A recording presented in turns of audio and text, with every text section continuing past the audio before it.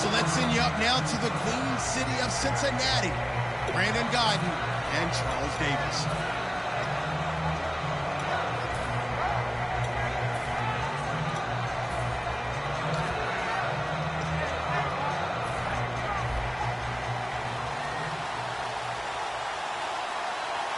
Freeman, the lone man in the backfield. And they'll give it to him here.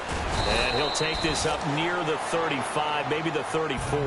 There really wasn't much of anything happening on the ground for the Falcons in the opener. Freeman, they gave him the ball 11 times, but just 20 yards. Tevin Coleman also in the mix there. He might be getting more of the carries going forward. We'll see. It's an interesting mix for Atlanta because last year Freeman really emerged on the scene, became a Pro Bowl running back, able to run it and catch it. Coleman was a big-time draft pick for them that didn't really get on track, but had an impressive offseason and preseason. They want to make sure he touches the ball as well. And he went nowhere. He'll lose yardage back to the 29. Losing 2 yards that time, and now it's 4th down.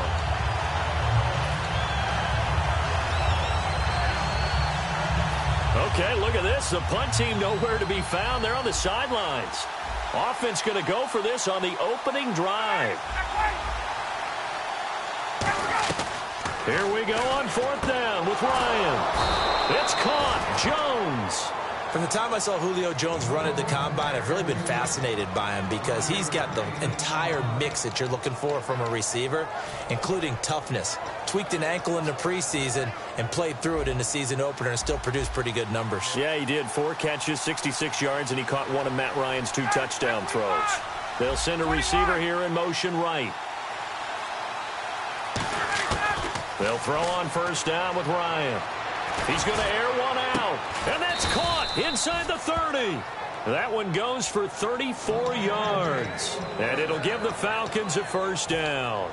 There will always be a place for methodically marching the ball downfield, but when you can pick it up in big chunks and strike like that and have explosive plays, that's often the difference in winning and losing. Those types of plays that can knock a defense off balance, that'll drive a team towards a victory. That one goes for 24 yards.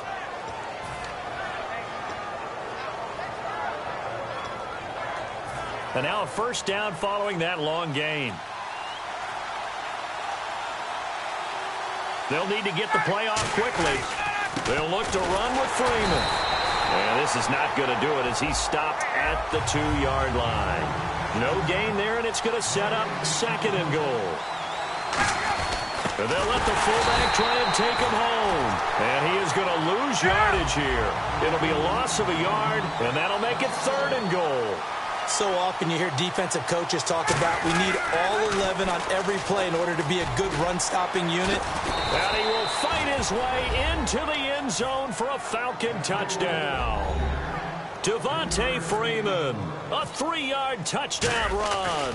And the Falcons take it all the way down the field and score on the opening drive.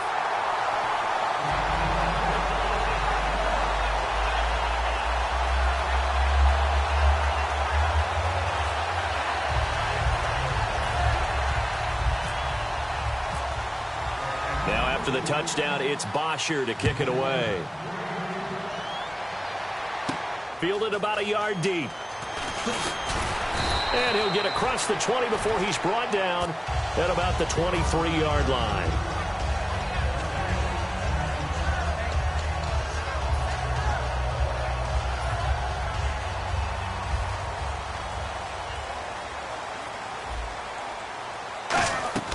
A 1st down throw coming for Dalton. And he's got the hook up to Brandon LaFell. It's a pickup of 21. And the Bengals are going to have a 1st down. An ex-teammate used to tell me all the time, I hate experienced quarterbacks because no matter what, you really can't hide what you're doing. And I think that right there, he knew right away where the blitz was coming from, where his primary guy was going to be, and he ended up going to a secondary target for a nice game. I was just going to ask you, that wasn't the primary target. He's so good at that, isn't he? And now off to the races, down the right side. And all the way in for a Cincinnati score. Brandon LaFell, 49 yards. And the Bengals draw even, and of course they can take the lead if they hit the extra point. passing. It's Dalton. And this will be caught as they convert here for 2. So they're able to throw it in for the 2-point conversion. Sometimes that can be a risky play, but they got it. Yeah, you always have to be careful here because if you do get it intercepted, it's returned by the defense, that's 2 points for them. But he identified an open target and put it right on him. And the Falcons now making their way back out onto the field. Last time they were out, they scored. Still trailing here, though, so some work to...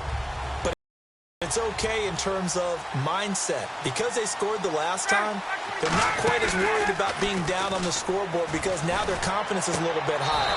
They feel like they've got something going, and they feel like they can attack again and put more points on the board. Are you scoreboard watching if you're the offense, or are you just focused on this drive? We wouldn't be telling the truth if we said that they didn't scoreboard watch. Everyone does it to some extent, but you've got to set it aside right now and just focus on this series.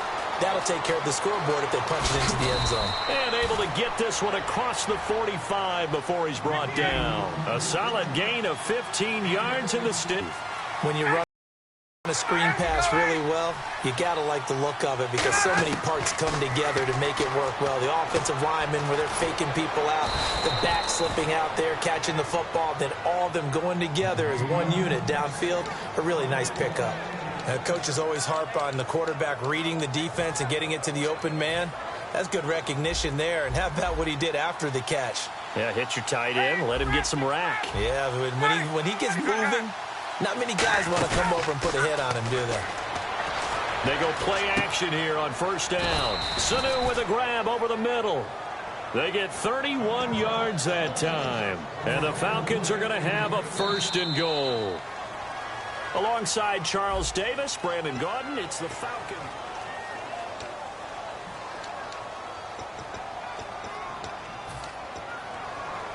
Fresh set of downs here.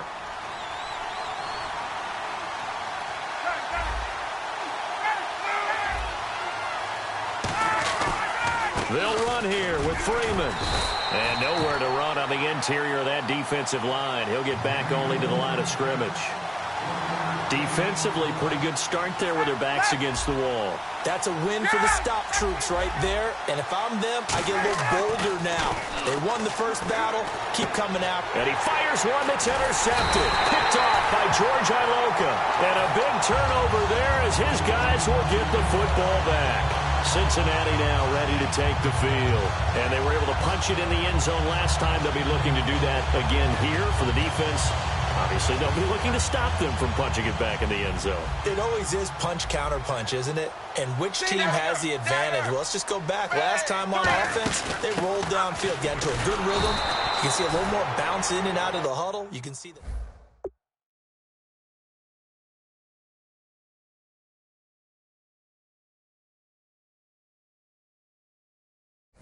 Is the first way to go. You love pressure. I love it. We'll see if they dial it up this drive.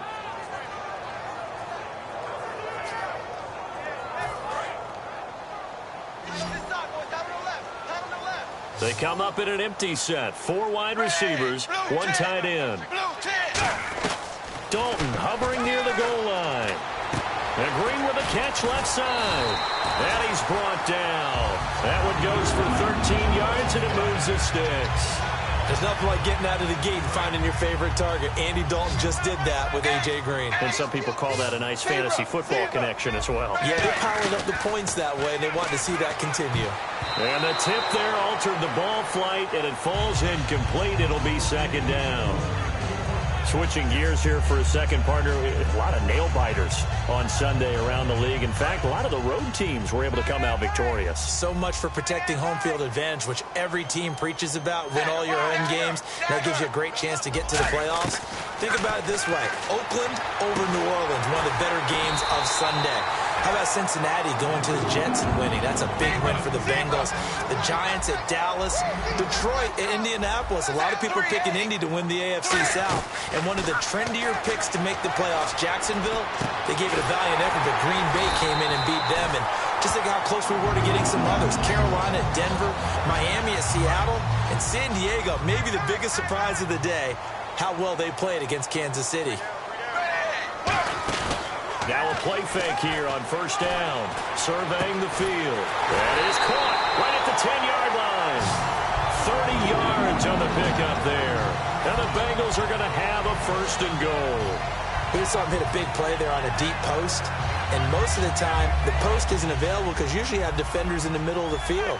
But if you throw enough curls and crossing routes and underneath routes, I know from experience, they get tired of watching those balls get caught. They start to creep up a little. Touchdown, Bengals! That was not a designed run. It was supposed to be a pass, but it turned into an exceptional run. What a scramble for a touchdown. So they're going to go for two.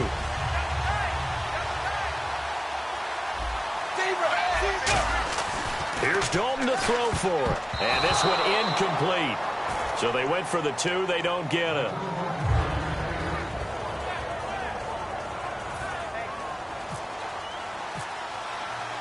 After the touchdown, here's Mike Nugent now to kick this one away. Fielded about a yard deep. And he'll make it across the 20 as his guys will set up shop at the 23-yard line. Atlanta now coming out on the field. Looked like they had something going last drive. Then the interception happened. Will they recover? The memory they need to keep with them is that they did have something going. They were moving the ball on offense, had a nice sequence going. Don't worry about the other part. You can't get that back. Let's go back to what you were doing well before. I thought you were going to say they need to have no memory, but remember the good part, forget the bad. I like that even better. Trying to shake off the interception. He'll look to throw. Charles, across the board this past Sunday, just looking league-wide, passing really reigned supreme. You had 8 receivers over 100 yards. Only 1 tailback, though, hit the century mark. And you know I've been touting the running back renaissance for a while, right? You get tired of me talking about that at lunch. Like, okay, enough. And guess what? This is taken in. It's complete. And they're going to get this one all the way out across the 45. Well, we know he's got the speed there. He needed the speed and the hands. A great catch. And because of that... And no escaping this time as he'll go down. They got him for a sack. They overload him that time with a safety blitz, and he winds up being dropped for a loss of 7.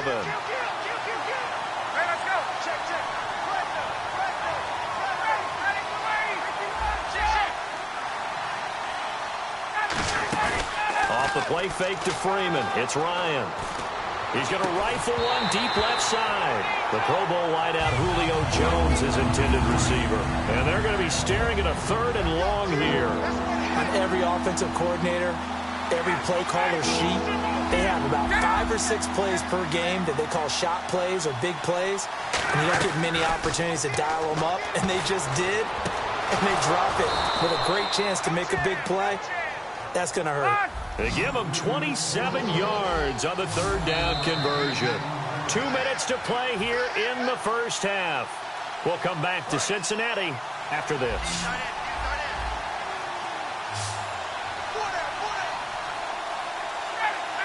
And the tight end goes in motion left. On first down, Ryan. And this is going to be caught. He won the fight for the football. It's a gain of 24 that time. And the Falcons are going to have a 1st and goal. So after that big play, let's see if they can catch their defense maybe on their heels. 1 receiver left, 2 to the right. Throwing now, Ryan on first down. Out to the flat, that's complete to his running back. So he got free of 1 tackle but couldn't do a whole lot else. I'm going to show my age here a little bit. We used to talk about running backs catching the ball as safety valves. Nowadays, they're a big part of the passing offense. Quit acting like you're so old. You're only 65. That's complete right around the 8. Call it a 1-yard gain on the play. And that is going to set up 3rd and goal. They're going to hurry back to the line now. On 3rd and goal, Ryan. That is caught at the 7-yard line. And he is into the end zone for a Falcon touchdown. Tevin Coleman as the first half is winding down. And now the Falcons are within a 2-point conversion of tying up the game.